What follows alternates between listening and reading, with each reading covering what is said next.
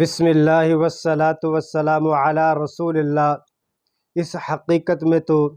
ذرہ بھر بھی شک نہیں کہ اللہ رب العزت نے انسان کو اپنی عبادت اور بندگی کے لیے پیدا فرمایا ہے۔ ارشاد باری تعالیٰ ہے وَمَا خَلَقْتُ الْجِنَّ وَالْإِنسَ إِلَّا لِيَعْبُدُونَ، کہ ہم نے انسان اور جن کو صرف اپنی عبادت اور بندگی کے لیے پیدا فرمایا ہے۔ تو پوری تاریخ انسانی میں اس جدید تہذیب سے پہلے تک انسانیت کسی نہ کسی انداز میں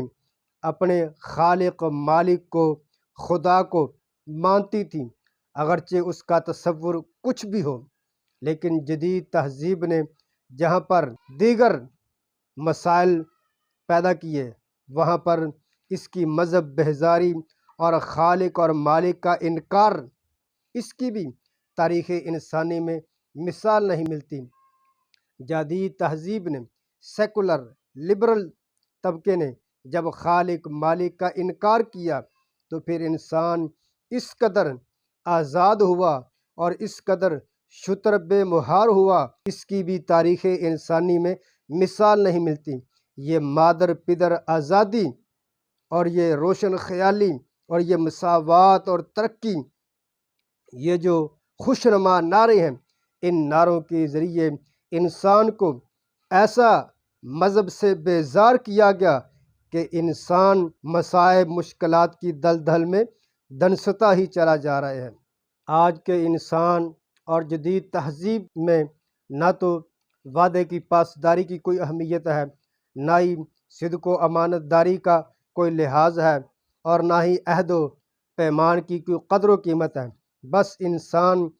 اجتماعی زندگی میں، انفرادی زندگی میں، سیاسی زندگی میں جو اپنے مفاد کے لیے کر سکتا ہے وہ اس میں بالکل تقریباً آزاد ہے، اگرچہ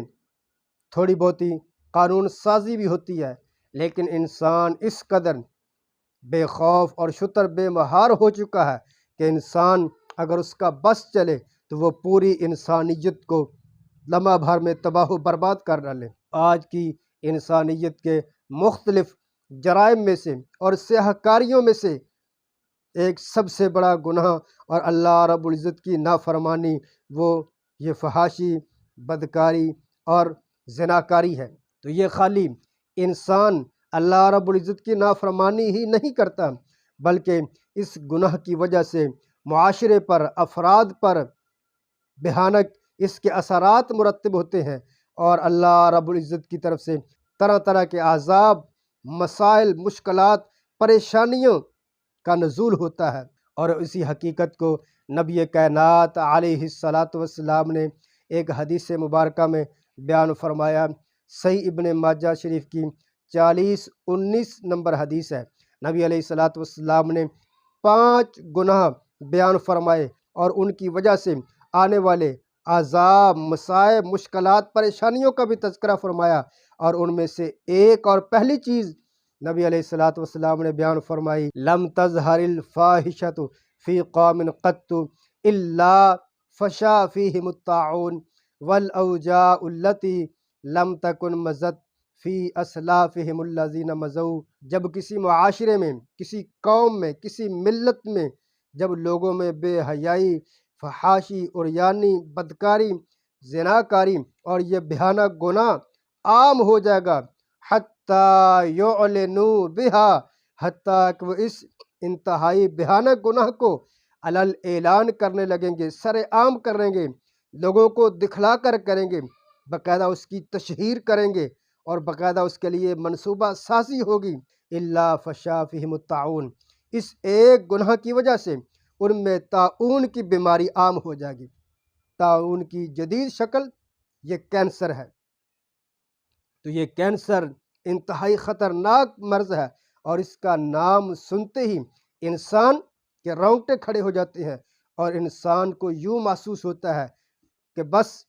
اب موت یقینی ہے۔ جس کو یہ بیماری لاحق ہو، جس خاندان میں یہ بیماری ہو، لوگ انتہائی پریشان ہوتے ہیں، اور جب یہ بڑھ جائے تو اور لا علاج ہو جائے تو پھر اس کے جو اثرات مرتب ہوتے ہیں وہ ناقابل بیان ہیں۔ تو جس معاشرے میں یہ گناہ عام ہوتا ہے اس میں طاعون کی بیماری عام ہو جاتی ہے۔ والاوجاع التی لم تکن مزت فی اسلافہم الذین مضوا، اور ایسی ایسی بیماریاں انہیں گھیر لیتی ہیں جس کا پہلے لوگوں میں نام و نشان تک نہیں ہوتا۔ تو آج یہ گناہ بھی علل اعلان ہوتا ہے، اس کی باقاعدہ تعلیم دی جاتی ہے، جنسی تعلیم دی جاتی ہے، عالمی سطح پر، ملکی سطح پر اس کی حوصلہ افزائی کی جاتی ہے، اور اس کے لیے قانون سازی کی جاتی ہے، اور ایسے افراد کی مالی، سیاسی اور اخلاقی طور پر ان کی حمایت کی جاتی ہے، اور جو پاک باز لوگ ہیں، شرم و حیا کے جو پیکر ہیں، اور جو باحجاب با پردہ خواتین ہیں، اور جو ایسے گناہوں سے محفوظ ہیں اور جن کا دامن ایسے گناہ سے بچا ہوا ہے، انہیں معاشرے میں اور خاص طور پر مذہب بیزار طبقے میں قدر کی نگاہ سے نہیں دیکھا جاتا ہے۔ ان کے لیے یہ چیز باعث عار سمجھی جاتی ہے جس کے غلط تعلقات ہی نہ ہوں۔ تو آج یہ گناہ بھی علل اعلان ہوا، سر عام ہوا، اس کی تشہیر میڈیا پر، سوشل میڈیا پر اور دیگر ذرائع ابلاغ کے ذریعے اس انداز سے کی جاتی ہے، بچے کے ذہنوں کو، نوجوان نسل کو، بوڑھوں کو، ہر انسان، اور جس معاشرے کی یہ تہذیب ہے اور جو مذہب بیزار معاشرہ ہے، وہاں کے در و دیوار بھی اس گناہ میں مبتلا نظر آتے ہیں۔ تو اللہ تعالی ہمیں اس بیماری سے بھی محفوظ فرمائے، اور اللہ رب العزت ہمیں آزمائشوں، مصیبتوں اور پریشانیوں سے بھی محفوظ فرمائے۔ تو آج کے اس ماحول میں اگر دیکھا جائے تو انسان اس قدر شتر بے مہار ہو چکا ہے کہ انسان انسان نہیں رہا، بلکہ آج کا انسان انسان نما حیوان نظر آتا ہے، کہ وہ انسان جانوروں کو بھی اخلاقیات میں، جنسیات میں، کردار میں اور اللہ رب العزت سے تعلق میں وہ حیوانوں سے بھی بدتر ہو گیا ہے۔ اولئک کالانعام بل ہم اضل، کہ جو اللہ رب العزت کی عبادت اور بندگی نہیں کرتا انسان، وہ انسان جانور تو کجا،